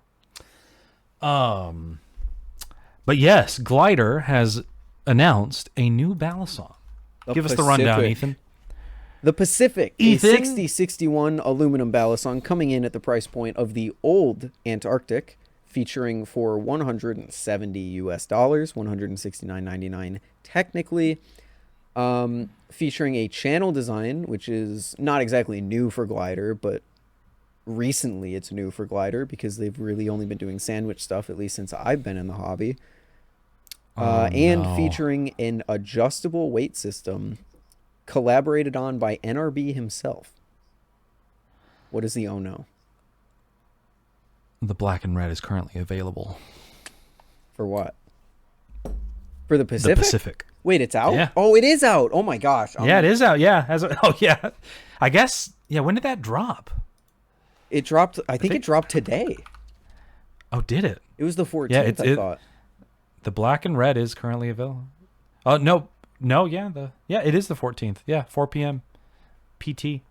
So just came out. It dropped like an hour ago. Oh my god! The Blue Moon it dropped so good. During this recording. Oh, the Blue Moon looks so good. Oh, that's a really specific blue. I don't think I can spend. The New Zealand trip was very, very expensive. Yeah, I can't right now. And I bought a lot of very. For my Lord of the Rings fans out there, I bought a lot of very things while I was in New Zealand, and went skydiving and rolled down a giant plastic ball filled with water down a hill, jumped off of a cliff, lots of crazy stuff. We'll get into that. But yeah, God, are we about to? Well, part of me I want to reach out to Glidr right this second. I can't. I can't spend $200 right now. Yeah, I really shouldn't, but it does look good. It looks awesome. if you ask some people in the community, because if you ask others, it's a Seraph clone. Oh God. What are we doing? Yeah, we were talking about that earlier. What are we doing? It's a Seraph clone, and it's also apparently a Triton V2 clone, because there's a line down the middle. I've really only seen like one or two people say that, but it's still an opinion I have seen expressed. Which, guys, listen. Also, the fact that everyone is entitled to their own opinion, of course. That's my problem. I can't really. If you tee me up, I'm gonna take the swing. 6061 for $170. People are criticizing Glidr for this. I am not going to sit here and say it's objectively the best value out there, especially nowadays. But are we going to make fun of Glidr for doing this when Squid is also doing the same exact thing? And also even BB Barfly to some extent? Why are we singling out Glidr? I don't get it. Yeah, in the current market, it is consistent with the rest of their pricing. For sure. Yeah. In the current market, especially with things like the Canyon coming out. Canyon, Wing, I can see Prisma Pro. Yeah. Especially because like this is competing with the Prisma Pro. So right. Given like in terms of the like price jumps from different things, it's like, okay, the Prisma Pro went from 150 to 185 for 707 or 6061 to 7075 with the different machining, and this is 170. The Prisma Pro is $15 more, but it's like there's not a huge jump. And they did say, like, one of the comments that they responded to, they did say like they're like, who says there's not a 7075 like HD version of this coming? If that is like 200 to like 215 or something like that, then I think they'll be in a pickle pricing wise. For sure. Why is that? Because the Kraken trainer exists. No, I know, but in terms of the like, they're already kind of high for a 6061 thing. I know, but 7075 that would still be cheaper than the Kraken trainer. Yes, I know, but it's just in terms of people shopping for Glidr products that like Glidr products, that would make this trainer the most expensive thing they've released outside of what were the titanium things? Titanium Antarctic was like 270, I want to say. Okay, yeah. So it'd be the most expensive aluminum thing they've released. But to me, it looks like one of their best, personally. I agree. I think it looks awesome. I hope the grip ends up being pretty good. I'd imagine it's going to feel somewhat similar, at least, to like a Squiddy AL. And even it's a Seraph clone. People like this goes a lot deeper than the machining on the Seraph does, in terms of like the actual line pattern on it. And it doesn't. We'll have to show an image on screen because we're talking a lot about how it looks. It doesn't have the X's at the end like the Seraph does. Oh, yeah, and it's like, guys, it's okay. There are lines going the same direction. That does not make it a fucking clone. Chill out. My God. Yeah, someone also was like, he cloned the Koenig system. I was like, it's a my boy. They collaborated. This was stated explicitly. It's those kinds of people that are the people saying that are the same people saying that of course I don't have the trainer here next to me, so this isn't going to be perfect. They just changed the type of aluminum on the Volt to the Volt Pro, and they changed nothing else. Yeah, there's nothing else different about it. Yeah, there's obviously nothing at all different about these. There's nothing that changed. So they're either 13 or they are 20 and have the mind of a 13-year-old, or they're 30 and have the mind of a 13-year-old. What are you gonna do? But this thing looks so promising. Yeah. Jimping, faux speed channel, rounded handles.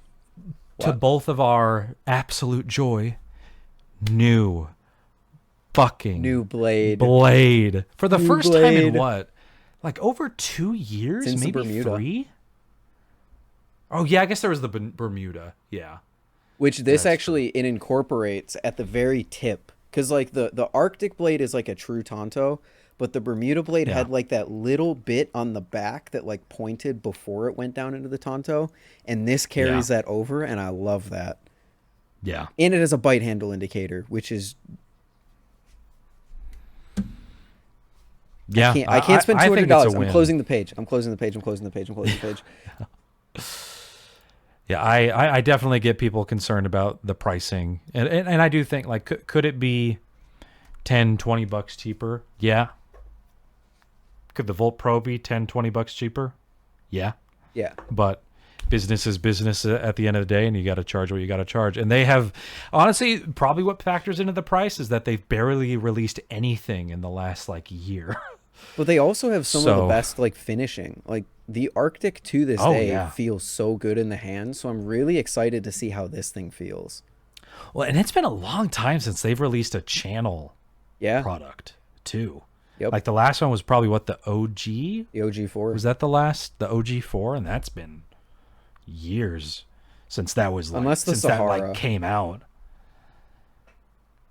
Both the Sahara and the OG4 before my time, but I don't know which one came Oh, after. yeah, there was that. Ooh, you know what I should do?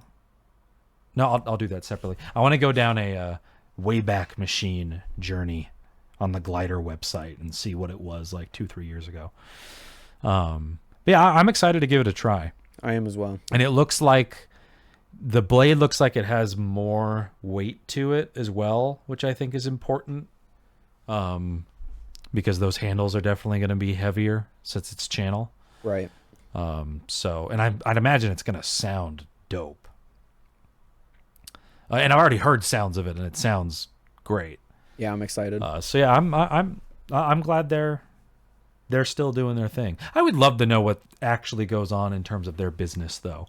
They are very how are they producing these things? Are they producing this stuff in house? Are they outsourcing it to or is some of it outsourced and some of it's not?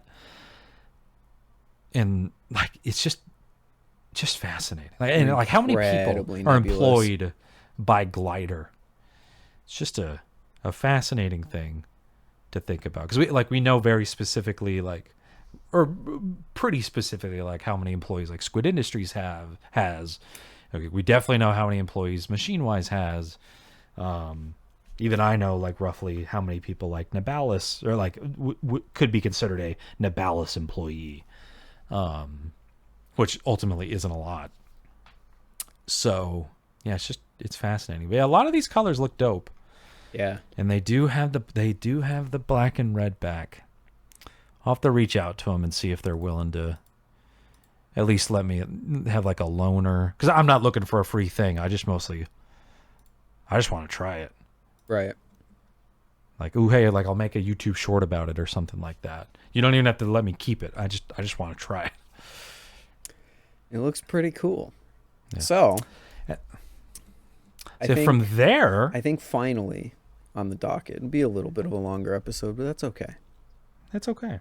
Hopefully my things don't die. My light, how you doing, light? How you doing? Oh, you're doing fine. That's great. The MachineWise, is it Sonora? I think so, Sonora. And the Rota. And the Rota, which I have two. I don't know where my other one is. This is the much prettier one. I'm actually doing some promotional stuff for them, so that's why I have two of them. I did not buy them. Nice. But yeah, I think the main thing that I'm curious to hear your thoughts on, because I don't think we need to go too in depth on like the actual experience of them, but what do you think of MachineWise branching off into non-Balisong stuff? You've touched on it in streams before, but it seems like you're a little concerned in certain ways. I wouldn't say I'm concerned. I would say I voiced what is a reasonable guess. In the sense that the Sonora specifically has been so successful for them that they had to create a new form of like pre-ordering the thing. And all of the reviews that I have seen on it, at least, which admittedly haven't been many, but have been glowing. So I think it's a very real possibility, unless they move into a bigger facility soon, which I'm unsure if that's the plan or anything. I think it's their shop's getting tight. I know that. I think it's a very real possibility that maybe they scale back Balisongs a little bit and focus on the more successful product, which is the Sonora. And I think there's already, like, that is already happening. The Slift T is currently on hiatus. I don't think if you go on their website right now, there's any Prismas in stock or Prisma Pros in stock. I know they have had a large backlog to chip away at in terms of orders. They also took down their custom shop. Like, you can only get a custom Seraph now instead of like a custom anything else. Oh, I didn't know that. Yeah. Currently, the only thing you can do is do a trainer Seraph or a Seraph Blade Seraph. And you can get like all like the blade laser and handle laser and everything. But you can't get like a Slift T Seraph. You can't get a Slift T Prisma. You can't get a trainer Opus or anything like that. And to clarify, this is all at the time of recording. This could all literally change tomorrow. Maybe this is all just temporarily down for a couple weeks, and then maybe it'll come back up. So, but yeah, if you're watching this later, look at their website. See if please. These things are back. This is the 14th of March. Everything is sold out on their website, except custom Seraphs, because those aren't like in stock. Those are just lead stuff. So, yeah. Okay, actually, no. There is stock on Blade HQ. Oh, they are? I didn't even realize they were on Blade HQ. They're on Blade HQ. Interesting. Oh, there were Slift T's too, but they're now out of stock. That's sad. But yeah, I think it's a very like real possibility that that's what we see, at least until they get into a bigger shop, which I would hope is soon, considering how theoretically successful that they've been. I know nothing about really what goes on behind the scenes or any of that, but... I know, because they're at... When we were there, they had technically just 2 employees. Now they're up to 4 or 5. I think there were 6 or 7. Because remember, they hired Garrett. They've got the Garrett, then they have Martine, the engineer... Martine is the engineer. Then they have Jacob, who's their machinist, and then Will. So they're getting up there. And Galen himself. Yeah. So I wouldn't be surprised if they move into a new space, which I'm curious where that'll be when we. God, that was almost a year ago that we went to visit Machine Wise. But I know that Dalen had aspirations to move to not be located in Phoenix, but obviously when you have a ton of employees, it's hard to move outside of the city that you're in. Right. But yeah, so something that surprised me about this Sonora was the price point of it. As many flippers have voiced. Yeah, but from what I understand, within the folder market, it's actually pretty good. Not one complaint I have seen. Yeah. I've not seen anyone be like you go into the comments of any of the videos and it's full of people being like, oh, I got to pick one of these up. Like, this seems really cool.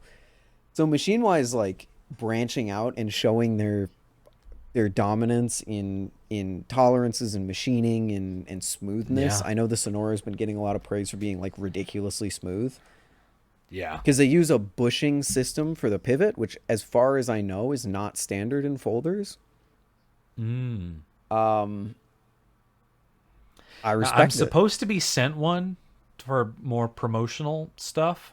Oh. That I don't think I'm keeping. I believe I'm fully expected to send anything they send me back. So I do not expect to keep it, especially for a $650 product. But yeah, I would be very curious to see more Balisong makers move into other types of knives. And I say that as someone that has never bought a folding knife in my life. Yeah. And never even been interested in buying one. I've seen stuff from Max Ace that has looked cool, but if Squid Industries were to come out with a folder and it was like reasonably priced enough and looked cool enough, like that'd be cool. So yeah, it's just a fascinating thing. And then the pen too. The pen, what does the pen go for? I think the pen's like like 200, 185, 180. Yeah. Yeah. It's like a Prisma Pro. And that's for an uncustomized one. That's just the raw. But yeah, they're a lot of fun. The mechanism is satisfying enough, and it has that classic machine-wise flair to it.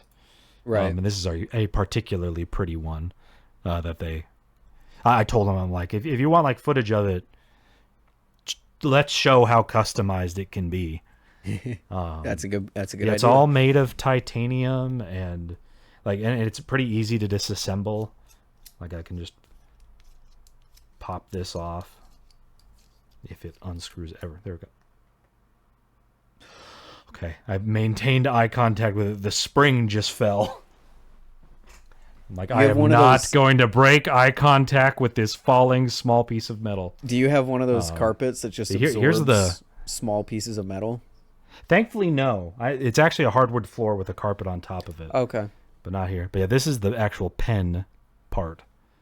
But it's all built really well, and it feels very, very premium. It's still not something I would have personally pursued buying. But I documented my New Zealand trip in a little journal, and this was the thing I used to do that with. So that was a lot of fun. Oh, yeah. But yeah, I would love to see more diversification. Not necessarily at the sacrifice of the Balisong stuff, especially if like they're struggling to pump stuff out, or if I had to pick between Prisma Pros being available and the pen being available, I would pick the Prisma Pro every single time. I would be depressed if the Prisma Pro and the Slift T went away at the same time. Yeah. Just one of those would hurt my soul enough, but then both of them? Yeah. Oh. Yeah. But it's just such a cool success story, though. Especially I personally know Dalen. I haven't. If it makes me any less biased on this, I didn't even remember until just now that we even have an affiliate discount code with them. So that has not even been in my head. I also forget about that sometimes. Okay, yeah. So that hasn't even been in my head as I've been thinking about their products and talking about them. But personally knowing Dalen and really enjoying who he is as a person, like, I just think it's cool knowing where he's come from and the bumpy journey he's been on to get to where they are. The fact that they've established themselves as an ethical company making great stuff across 3 different types of products now is just really cool. Yeah. So I wish them all the best, and I'm excited to keep working with them, helping to promote their stuff, because that's something an area I want to move into, is just because the Balisong hobby is so niche, and it's weird me being, I think you could reasonably say that I am the most experienced Balisong videographer in the entire world by a very healthy margin in terms of the amount of B-roll I've shot, both of product stuff and flipping stuff and promotional material, documenting how they're made, interviewing the people that make them, editing the videos about all of that. Like, I'm probably the most experienced person in the world at this point. And that's kind of a world I want to move into more, is helping promote these various companies that are mostly one person that maybe has a phone and nothing else to really promote their stuff. So that's something I definitely want to do more of. But I think that mostly covers a lot of our topics for the day. I believe so. We had a tentative plan to go over the New Zealand trip. But I'll say anyone that's interested in hearing any details about my New Zealand trip, other than, and Ethan, I'll send you a fully edited video, just stuff to show. Cause I flew my drone a ton. I did just so many activities. It was a month-long trip. It's so hard to condense that all down. But if you would like to hear about that trip, leave a comment on this video and let us know. And we'll cover it in the next one. Because it did make me very much appreciate how good we have it in the United States with Balisong stuff, because they're so illegal there. And so, like, the fact that I can just walk around with a live blade in my pocket in Georgia in particular and not have any concern about that being a problem at all. And of course, I'm almost never walking out in like public with a live blade and flipping it. Right. Just because I don't want to alarm anybody. But weirdly, the one that I came back to, which I guess makes sense given my attachment to it in the review that I made of it. This is the one that I've come back to, and I enjoy probably like twice as much as I did before. Damn. I'm enjoying my Medusa so much. It's just so smooth, and I love the ano on it.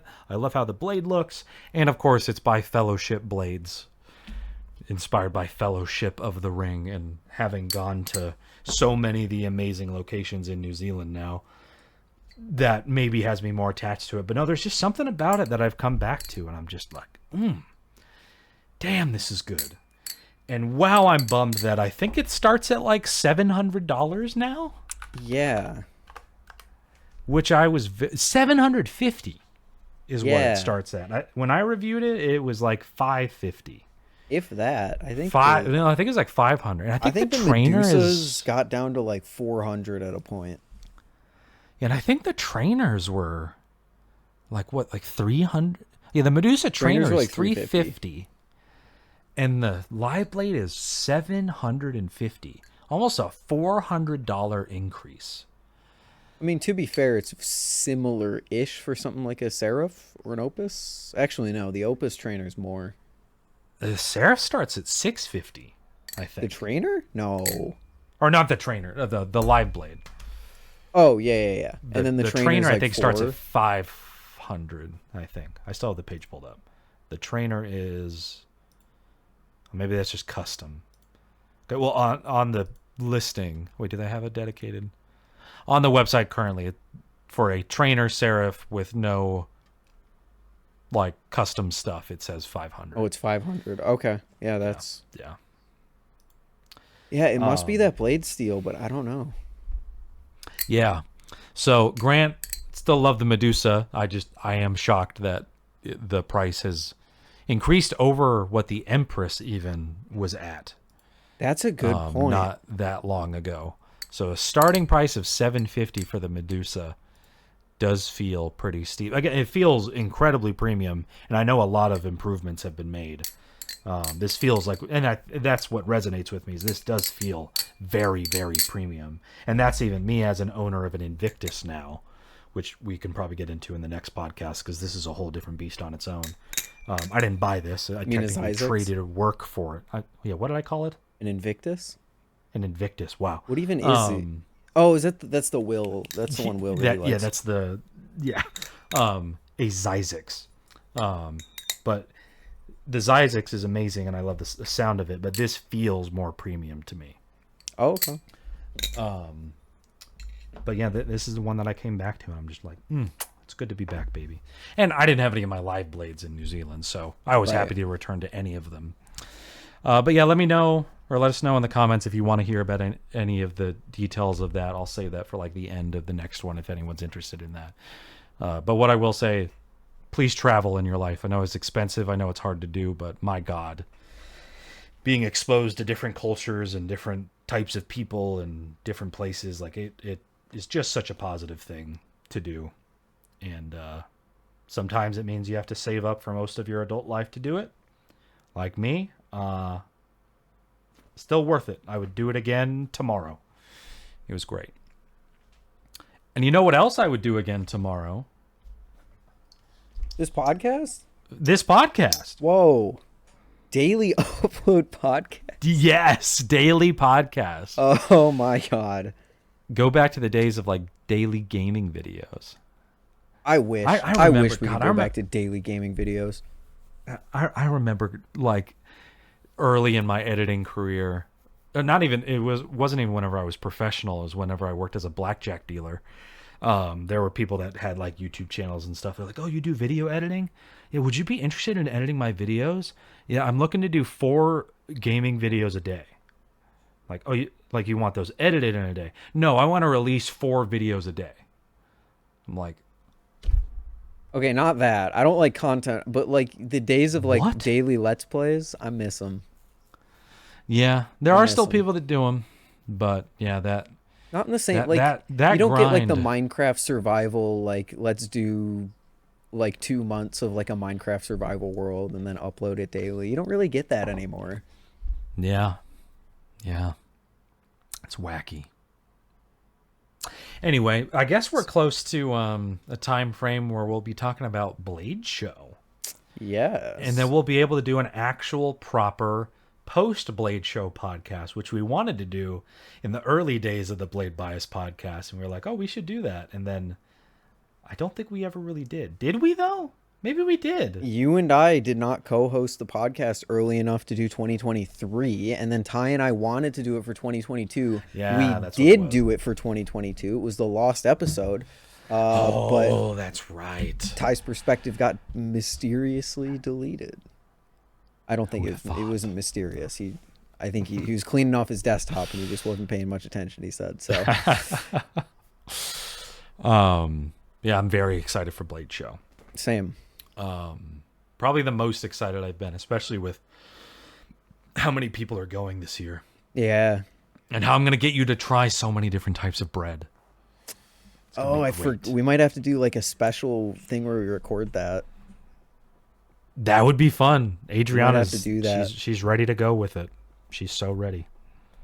Okay. Yeah. Like she personally wants to make a bread platter just for you. In-person podcast. And we can line it up with balisongs too, and we can decide which bread is which balisong. It'll be great. That's a video. Lovely. That's a Yeah, I feel that's even if it's just we set up a single camera.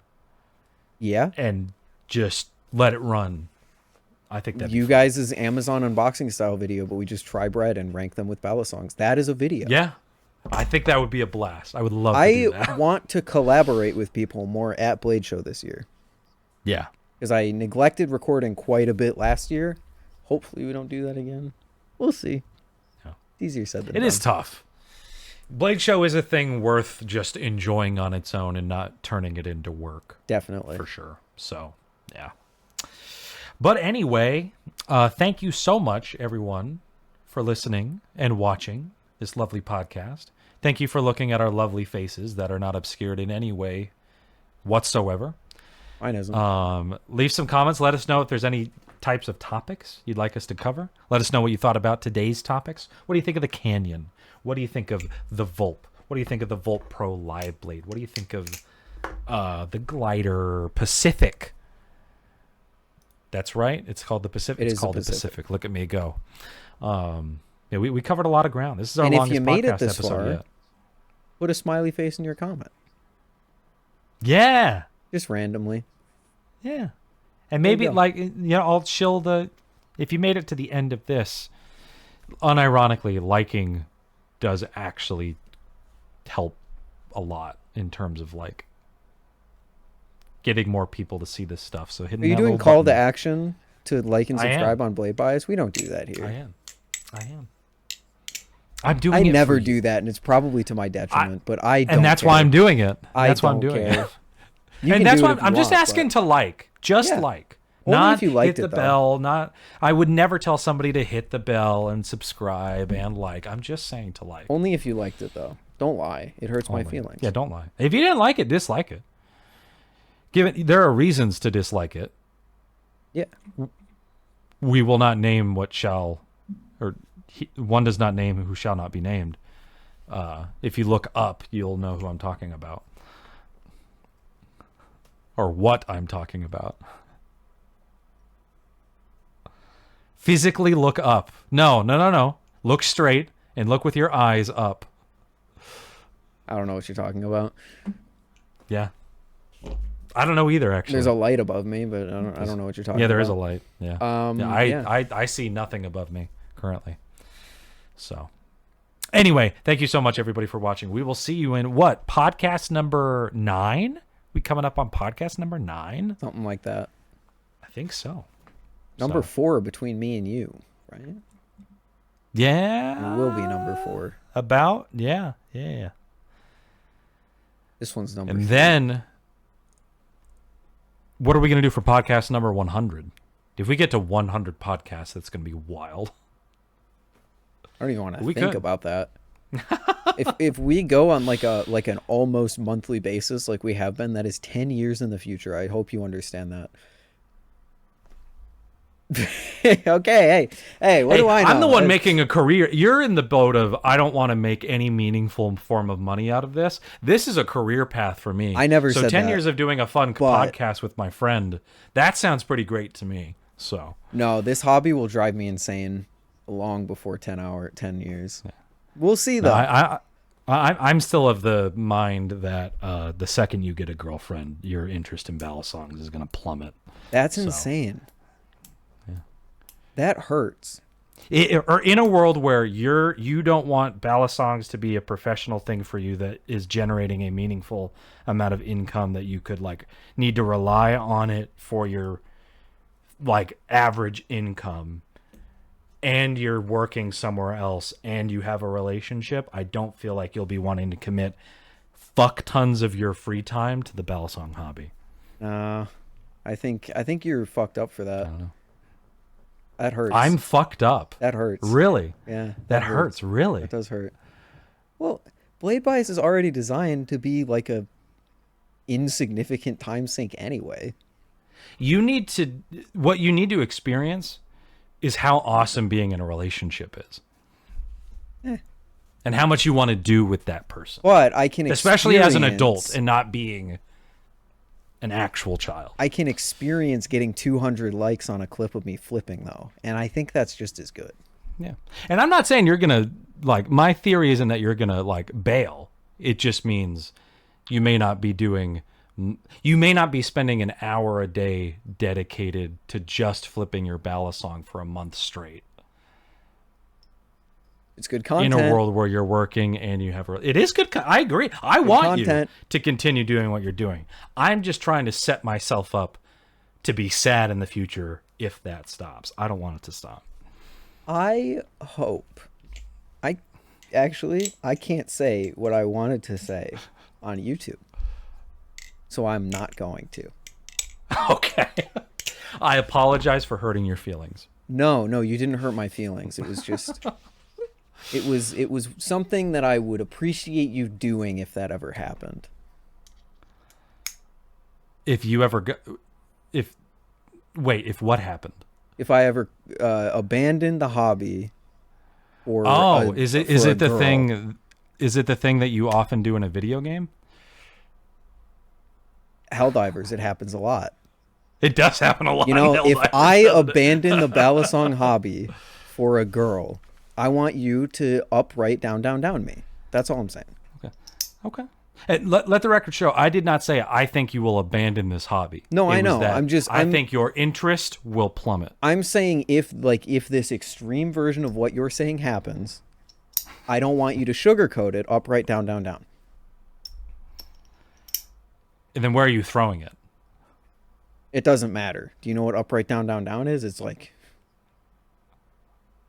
Yes, but you still have to throw it.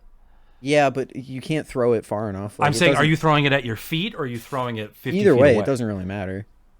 Okay. You're just going to hold it. I mean, I could throw it. It's not going to do anything. I'm still going to, upright down.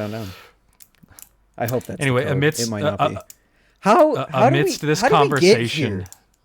Oh, it's 100% my fault. Amidst this conversation about how we may or may not continue at the level that we're at in the balisong hobby, thanks for watching, and please keep watching because we like having you here. Dear viewer. How did the end of this podcast turn into my relationship status? That's fucked up. I didn't mean for it to. That's fucked up. But anyway, your time will come. Yeah, maybe one. I wasn't in an active relationship till I was like 26, so... What are you going to do? This stuff doesn't need to be on the internet. Anyway, thank you everybody for watching. Ethan, sign us out. Thank you all for watching. As usual, if you made it through the 2 hours, we appreciate you. It was a bit longer of an episode, but there were some pretty good conversations, except for the one at the end. I really don't like that one. This is my co-host, Brandon. You can find all his links in the description. You can find all my links in the description. You should like, comment, subscribe, hit the bell, watch every single video that I ever upload, and always believe me, no matter what. Don't take any of my opinions with a grain of salt, and always blindly follow whatever me and Brandon say. And that's it. Goodbye.